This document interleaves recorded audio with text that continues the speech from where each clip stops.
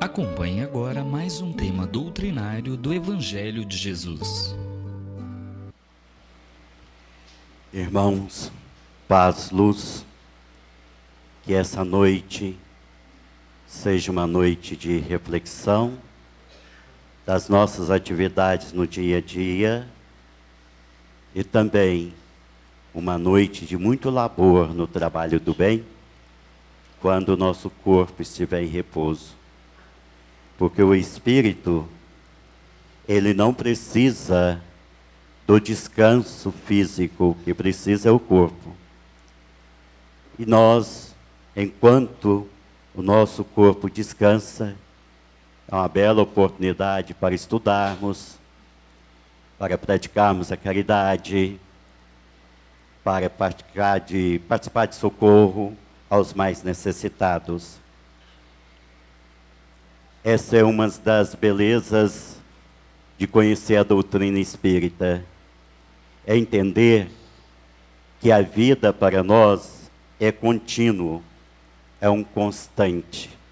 E que o corpo é a nossa máquina abençoada para que possamos transitar, lidar em um mundo tão pesado quanto o que nós habitamos e ao qual nós muito devemos. O poder da fé. Quando Jesus fala de montanhas, de transportar montanhas, muitos pensam que essas montanhas é realmente um determinado espaço físico íngreme, altíssimos, grandiosos e de muita dificuldade para escalar. Mas na realidade, como tudo que Jesus dizia, ele envolvia em figuras de linguagem, em parábolas. Por quê? Simples. Quando Jesus estiver aqui no planeta, de maneira física, nós estávamos saindo do mundo primitivo, adentrando, quiçá, ao mundo de expiação e prova. Se hoje ainda somos crianças espirituais, naquela época provavelmente seríamos bebês. Então a linguagem precisava ser uma linguagem que possibilitasse a todos um certo entendimento daquilo que ele falava. Em razão disto, ele usa a expressão transportar montanhas. Mas, na verdade, essas montanhas, como o próprio Evangelho, o esclarecimento dos Espíritos, deixam bem claro, são as montanhas de ordem moral.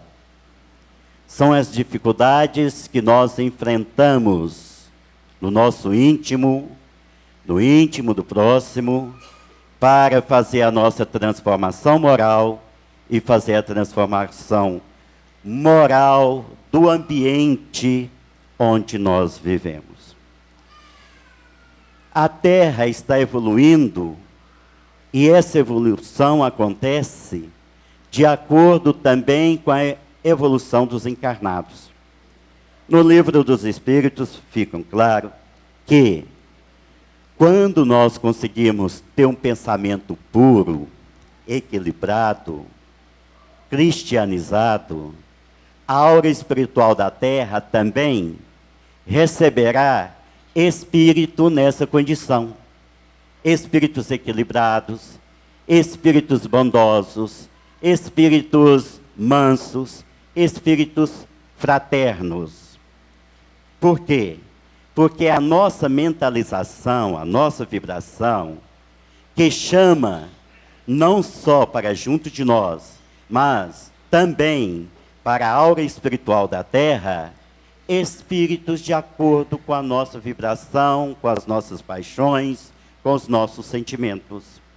Ora, esses sentimentos inferiores, essas paixões, o egoísmo, o orgulho, a vaidade, a preguiça espiritual são montanhas que nós temos no nosso íntimo. Então existem as montanhas individuais de cada um de nós e existem as montanhas coletivas da sociedade, de um país e todo o planeta. Essas são as montanhas que nós precisamos vencer para que tenhamos condição de fazer tudo aquilo que o Mestre nos ensinara, no sentido de conseguirmos a paz. Porque nós falamos muito em paz, mas quando é que teremos paz? Só teremos paz quando conseguirmos fazer com que o nosso próximo tenha paz. Toda a humanidade tenha paz. Porque enquanto existir a dor, o sofrimento, a lágrima, nenhum de nós seremos capazes de usufruir da verdadeira paz. Esse trabalho de mudança de comportamento, a gente observa na colocação que Jesus faz quando ele recebe daquele pai em sofrimento o pedido de socorro. O filho está lunático, está obsessivo. Esse filho que cai na água, que cai no fogo, e que os apóstolos tentaram e não conseguiram. Ora, quando Jesus, então, chamando aquela criança com o pai, e usa-se a expressão expulsar, mas Jesus não expulsava ninguém.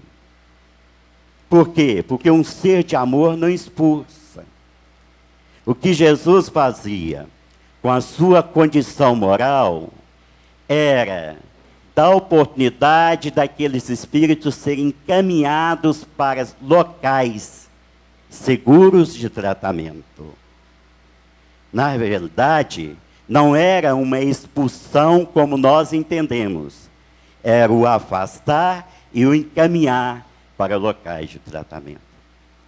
Jesus era seguido por uma pleide de espíritos angélicos, espíritos de alta capacidade moral, tal qual o próprio Mestre.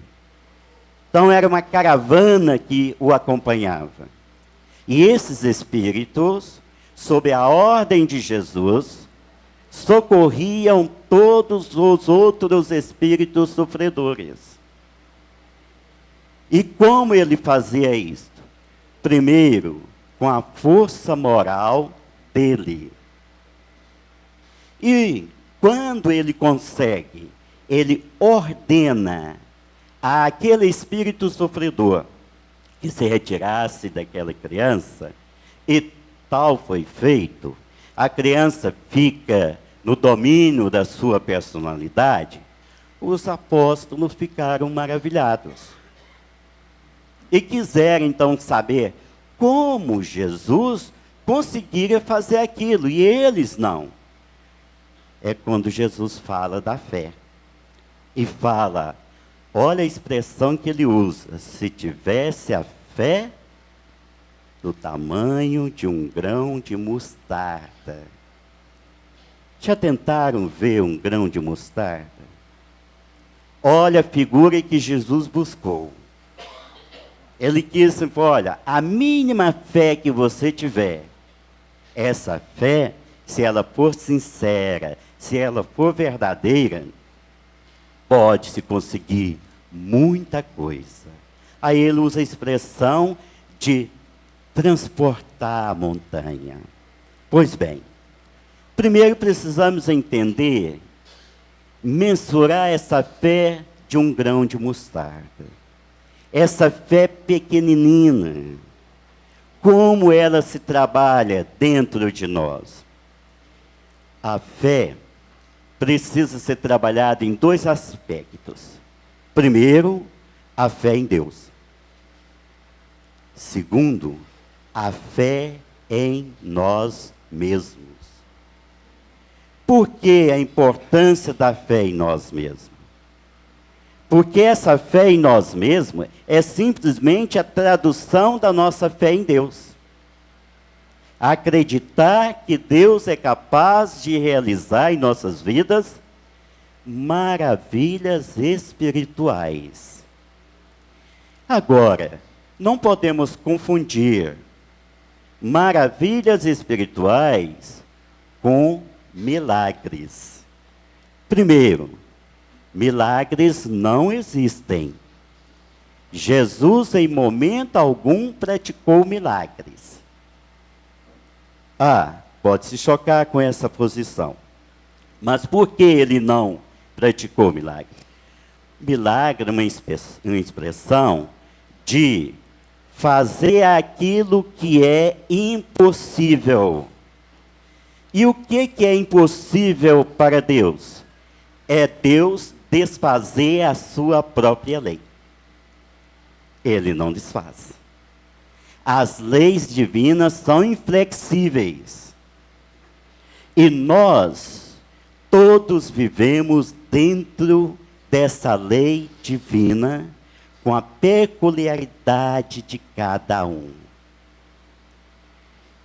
Deus jamais permitirá que algo seja feito, mesmo com sentido de objetivo em nossas vidas, e que venham nos prejudicar espiritualmente. É aí que está o entender de não existir o milagre. O que Jesus faz, e os espíritos de luz fazem, são todos fenômenos de acordo com a lei divina, de acordo com a permissão de Deus. Qual a importância de entender isso? Para que não entremos em revoltas, em esmorecimento, e para que não criamos uma situação de escândalo. Porque essas leis, elas foram criadas para que nós possamos trilhá-las e evoluirmos. Por exemplo, alguém que precisa de reencarnar. Nós sabemos que a reencarnação faz parte do nosso progresso espiritual. Nós não conseguimos progredir espiritualmente se não passarmos pelo corpo. Todos os espíritos reencarnam. Primeiro ele encarna, depois reencarna sucessivamente até chegar à perfeição. Em hipótese alguma, em nenhuma parte do universo, o espírito evolui sem viver a experiência da matéria bruta. Por quê? Porque justamente são momentos de dificuldades que o espírito precisa passar para aprimorar o seu aspecto intelectual e para burilar o seu aspecto moral. E, logicamente, aí estão as montanhas. E é variável esse processo encarnatório. Está lá no Livro dos Espíritos. Quantas vezes precisamos reencarnar? Não tem uma quantidade definida. É de acordo com a necessidade evolutiva de cada um de nós. Todos precisam reencarnar? Todos. Uns têm um processo encarnatório mais longo, outros menos. Uns evoluem quase em linha reta. A maioria de nós prefere ficar contornando a montanha, tentando chegar até o topo. Dentro desse processo, o que acontece? Vêm as nossas lutas, nossas dificuldades, os nossos pedidos e os nossos projetos reencarnatórios. E juntamente dessas situações, juntamente estão as nossas montanhas de dificuldades, que é a montanha, por exemplo, do egoísmo, a montanha da vaidade, a montanha do orgulho e a montanha da preguiça. Porque nós somos, infelizmente, ainda muito preguiçosos quando se refere à nossa atividade evolutiva. Preguiçosos em que sentido? Nós temos dificuldade de impor em nós mesmos a disciplina, certo? impormos a disciplina no pensamento. Nós temos muita dificuldade de ter uma rotina constante no trabalho do bem. Nós temos muita dificuldade de dominar o nosso verbo. O que falamos, o que pensamos, como agimos. Tudo isso são situações de preguiça moral do espírito. E tem uma lição interessante no Evangelho, fala sobre isso, que é do nosso irmão Lázaro, que no final ele diz o seguinte: ai dos espíritos preguiçosos, porque assim como Deus permite que nós os façamos progredir, nós usamos do látego, do freio e da espora. O que é isso? Disciplina, dificuldades, dores e compromisso. Essas são as montanhas que nós enfrentamos. Então, naquele momento em que os apóstolos tentavam socorrer aquela criança, provavelmente agitada, observa, quando alguém está dominada de uma maneira desequilibrada, por uma entidade sofredora desequilibrada, o médium fica muitas vezes, principalmente quando o médium não tem experiência desse processo, fica muito agitado, nervoso, às vezes até violento. E provavelmente eles, no momento de pedir o socorro, que viam as dificuldades daquela criança se debatendo, sofrendo, talvez até esbravejando, entraram em choque. E o que aconteceu? A vibração desceu. Se a vibração desce, aí nós não temos a condição de socorrer. Por quê?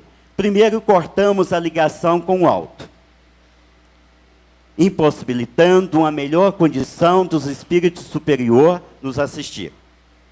Segundo, nós entramos em um estado de timidez tamanha que não possibilitamos o expandir das nossas energias fluídicas o suficiente para o socorro, e inclusive do domínio do pensamento para canalizar ao necessitado ou aos necessitados os fluidos calmantes, tranquilizantes, para que possa trazer a paz. Essa é justamente a condição que Jesus colocara do poder da fé. A fé realmente transporta montanhas de dificuldades morais. Não há necessidade de estar ligado à religião A ou B. Quando nós temos uma fé sincera, essa fé dirigida ao Pai, dirigida ao Mestre Jesus, nós conseguimos sim sanar problemas morais, e depois da solução, ficamos até pensando, como aconteceu? Mas por que isto é possível? A fé sincera, ela é, primeiro, um ato de humildade. Segundo, é um ato de resignação. Terceiro, é um ato de pensamento positivo. E isso canaliza energias curadoras, energias pacificadoras, energias que modificam e transformam a vibração de um ambiente. Todas essas energias fazem isto. É assim que atua, por exemplo, os médiuns de curas. Os médiuns de curas, eles estão em todos os lugares. Estão nos templos espíritas, nos templos evangélicos, nos templos católicos, e estão também nos locais totalmente independentes, templos religiosos. Que são esses seres? São seres que têm muito magnetismo. E sabem canalizar esse magnetismo para a cura das pessoas. Nossos irmãos católicos chamam de milagres, por exemplo. Certo? Nós observamos constantemente o processo de canonização, por exemplo. Como isso acontece? Para isso, preciso provar-se um milagre. O que é um milagre? É simplesmente a ação de uma mediunidade curadora. E como esses irmãos conseguem esse fenômeno? Utilizando da fé em Deus, utilizando da fé na sua capacidade de curar e utilizando a vontade. Essa vontade, ela se manifesta de várias maneiras. Variam de pessoas para pessoas. Em uma, a vontade de ver aquela pessoa curada. Quando nós estamos falando de cura, nós não estamos falando só da cura física. Estamos falando da cura psíquica. Estamos falando da cura espiritual. Estamos falando da cura obsessiva. Estamos falando de toda espécie de tratamento para o equilíbrio de alguém. Trabalhando essa vontade. Outros trabalham com chamado o sentimento de dó. Mas não a dó improdutiva, mas aquele sentimento de dó para auxiliar. Segundo consta, um dos grandes médiuns que já passou pelo Brasil, que tinha uma capacidade muito grande no campo da cura, a primeira cura que ele fez foi quando ele viu uma pessoa, uma jovem enferma, com câncer, em uma situação muito difícil. Ele olhou para aquela pessoa e sentiu uma dor muito grande. Uma situação de dor muito grande. E sentiu vontade de auxiliar aquela jovem. E impôs as mãos sobre ela. No outro dia, ela estava melhor.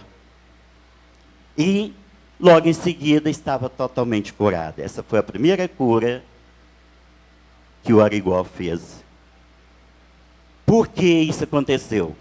Tendo essa quantidade de magnetismo, utilizando o poder da fé, ele conseguiu curar aquela pessoa. E a partir daí, o trabalho dele se estendeu. E todos trabalham assim. E o que é interessante é que todos nós podemos curar o nosso próximo. Quando nós estamos falando de cura, voltamos a frisar, não estamos falando só da cura física, mas principalmente da cura psíquica.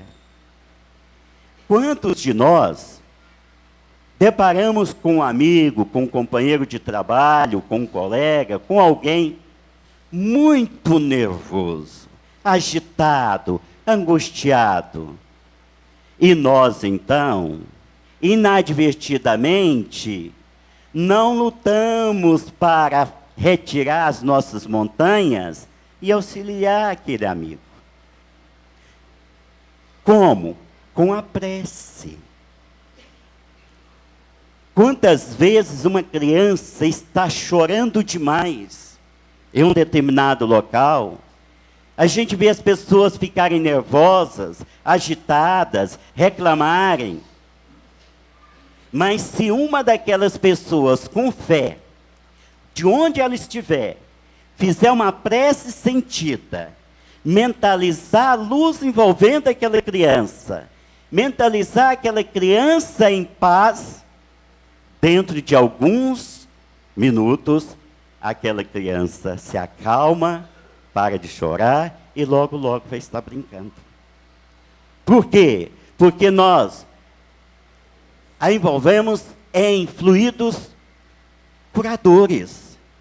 fluidos de limpeza psíquica, retirando os fluidos nervosos desequilibrados, perturbadores. Com a pessoa adulta também, que está nervosa, que está numa situação difícil, nós podemos auxiliá-la. Nós temos muitas dificuldades no trabalho, em casa, em relacionamento, porque nós não lutamos para afastar as montanhas do desentendimento. E muitas vezes o desentendimento, nós não conseguimos afastá-los com a conversa, com o diálogo. Às vezes a situação está tão tensa, tão difícil, que não é possível dialogar. Os interlocutores não conseguem sintonia para um diálogo civilizado. É necessária a sintonia do diálogo mental, do diálogo da prece, pedido de socorro, mentalizar um ambiente de tranquilidade, mentalizar aquele companheiro, aquela companheira, aquele colega, aquela colega, em paz, em harmonia. São maneiras de auxiliar, de curar. Curar em silêncio. Porque o verdadeiro socorro espiritual não é feito com gritarias. Não é feito de uma maneira espalhafatosa. É feito com silêncio da prece, com silêncio da vibração positiva. E é também feita com a vigilância da fala. Falar aquilo que traz otimismo, esperança, harmonia, socorro. Se formos para falar, se formos para traduzir o verbo desinquietante, pessimista, é preferível não falar. É por isso que o silêncio é supervalorizado pelos espíritos. Porque enquanto estamos em silêncio, nós poderemos estar produzindo energias positivas para equilibrar a muitos. Nesse trabalho de ter o poder da fé, há algo muito importante que nós praticamos muito pouco, dentro do lar, no trabalho, na rua. É o ato da bênção. O que é esse ato da bênção? É o desejo de fluidos equilibrados em benefício do próximo. Ele pode ser mental, ele pode ser verbal. Quando vemos alguém enfermo, primeira coisa que precisamos mentalizar é aquela pessoa sadia. Depois de mentalizar a pessoa sadia, é rogar a Jesus que a ilumine, que a conforte e que socorra os espíritos necessitados que possam estar na aura espiritual daquela pessoa. Porque nós nunca estamos sozinhos. E geralmente o enfermo, seja físico, seja espiritual, seja psíquico, pelo menos alguém na mesma situação está junto. Então, quando Jesus fala dessa fé, porém essa fé, ela vai crescendo à medida que nós também cuidemos da nossa parte moral. É de fundamental importância. Jesus não espera que nós sejamos santos para trabalhar no bem, mas espera a nossa santificação no dia a dia, no trabalho do bem. E que é essa santificação no trabalho do bem? Exercer a humildade, porque a humildade é uma conquista. E a humildade a gente consegue com a vigilância dos nossos atos, dos nossos pensamentos, dos nossos sentimentos. Juntamente com isto, a firmeza nos nossos atos. Nós somos tentados 24 horas por dia, todos nós. Porque todos nós estamos na Terra para evoluir. E a tentação acontece porque, primeiro, que são espíritos afins.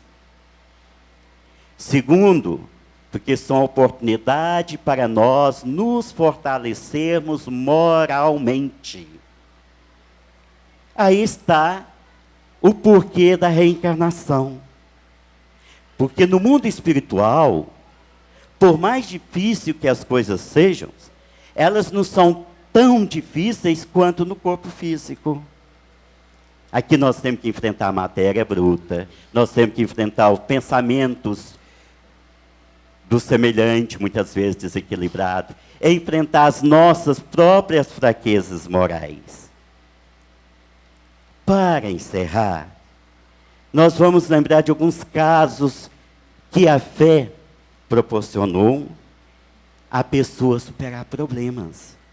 Uma dessas aconteceu e está nas obras de Chico, a cura de uma jovem com tuberculose.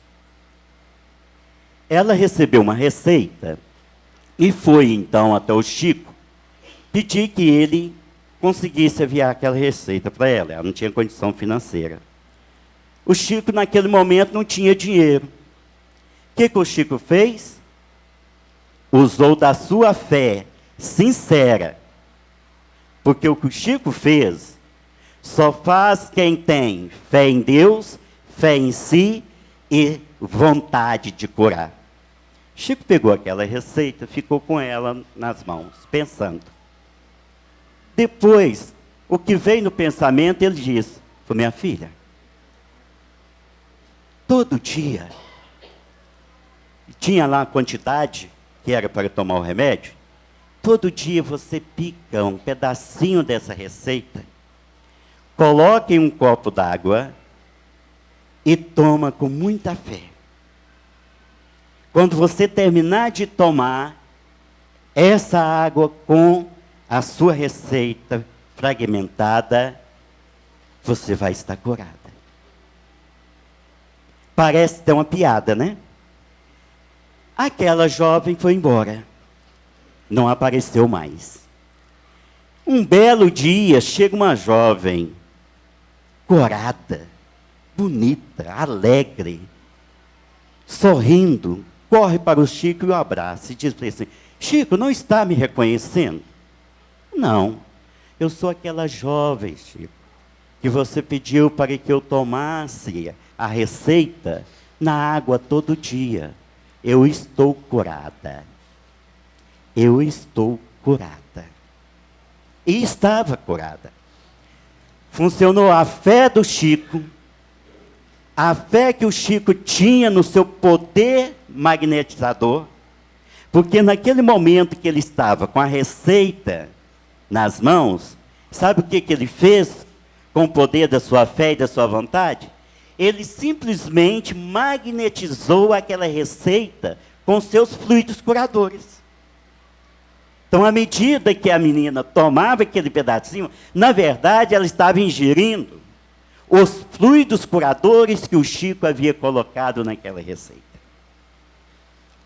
Ela curou totalmente. Outra no campo agora é espiritual, no problema obsessivo, também com relação ao Chico. Uma senhora muito obsidiada chega e procura o socorro. Chico diz para ela o seguinte, minha irmã, seu problema é só necessidade de trabalhar. Trabalha de segunda a segunda que vai ficar sadia.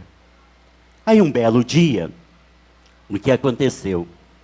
Ela voltou, me parece que era do Paraná ou do Rio Grande do Sul, não sei. E ela encontrou uma casa espírita e começou a trabalhar na costura.